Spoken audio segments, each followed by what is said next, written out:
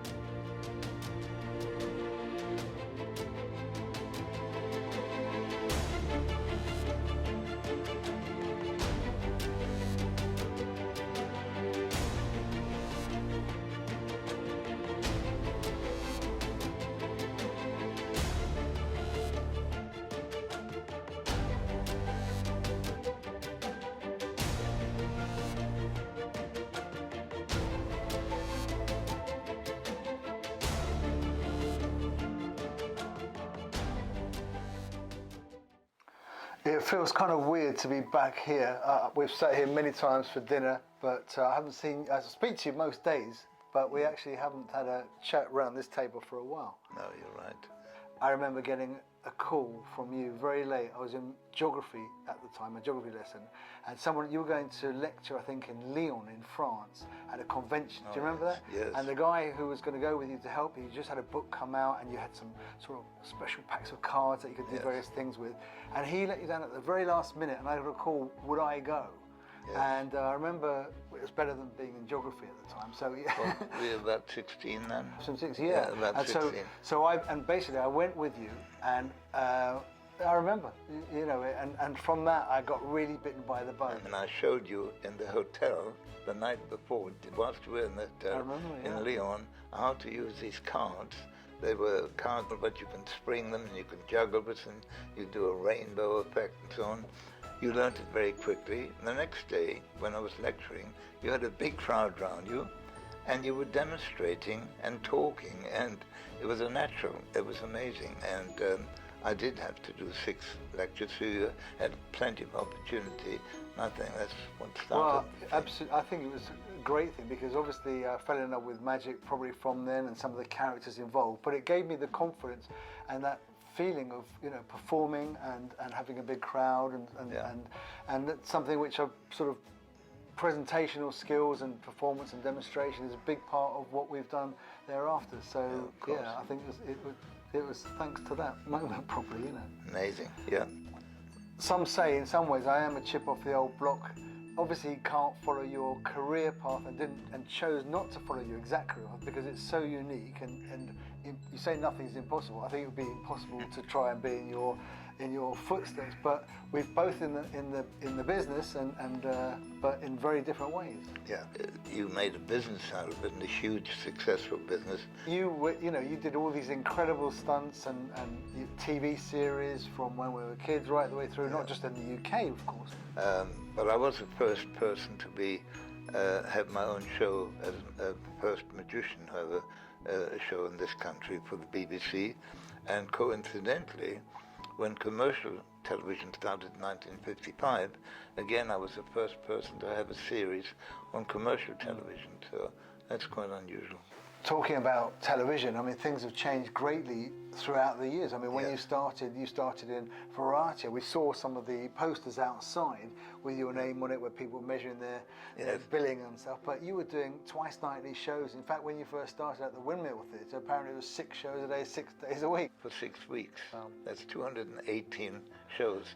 And as I just started, it was a fantastic grounding you know. Well, in a way, it's not dissimilar to when you think of our demonstrators, because they've got an ever-changing audience as well. So they're obviously learning all their things, of course. and that's what they're saying is great experience for them. So that's practice, practice, practice. We've been around the world together at various conventions and different things. And, you know, it's only when I look back I realise what privileged situation it was, and the respect that some of these greats that you read about and are learning about all the time through the great heritage and history of magic have for you. You know, when I think back, I can remember, for example, when we were, I think, in Evian, and we were on a boat trip with Mark Wilson and Harry Blackstone and people like Marvin Roy, a great friend of ours as well. You know, I mean, these are legends in magic, and you were obviously up there on that pedestal, and it's only later in life that you sort of, you know, I got to realise that. And even now, I mean,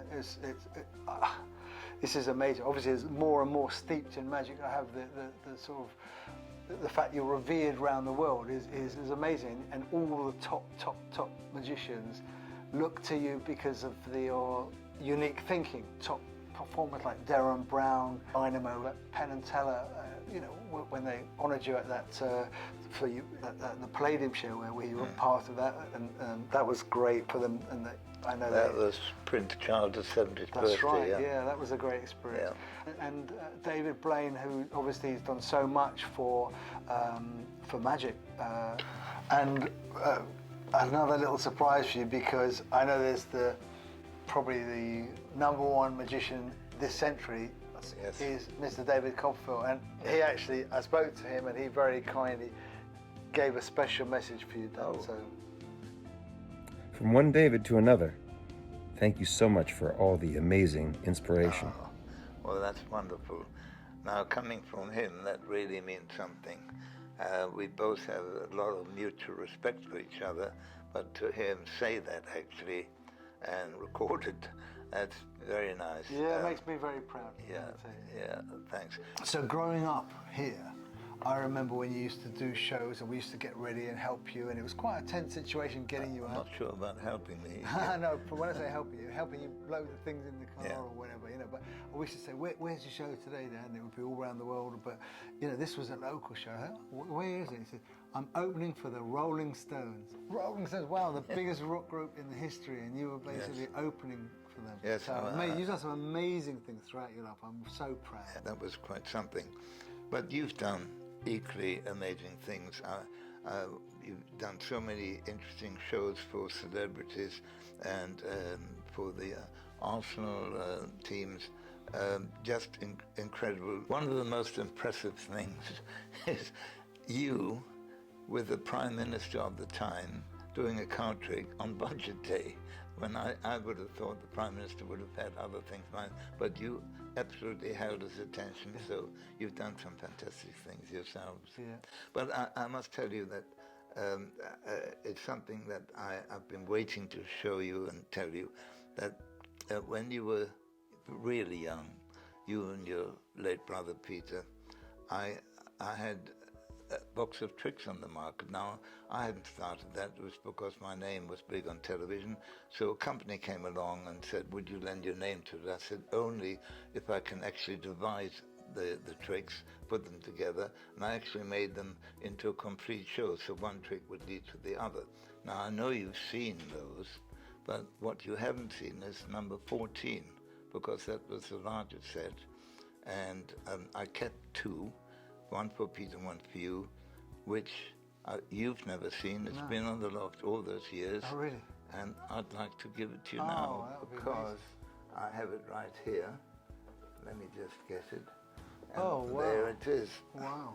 And I know that you haven't seen this before. No, it's fantastic. And I just showed it to you. That's brilliant. And if we open it, a little booklet to explain everything. Wow. And this is mint condition. Beautiful. And I've just made you a very rich man, because I've had the most incredible offer for this from collectors.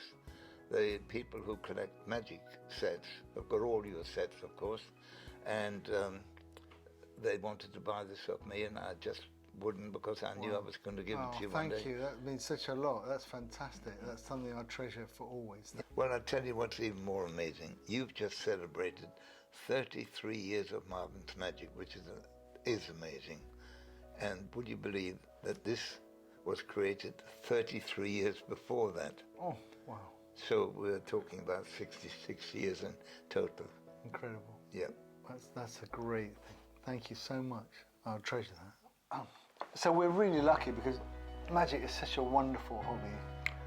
Oh, it's absolutely the best hobby in the world because it has so many side effects. It develops your character, it gives you confidence, it makes you the attraction at any party, The life and any soul of gathering. the party, yeah. Yes, some magician comes along, does some tricks, and suddenly the whole room is watching them and lights up.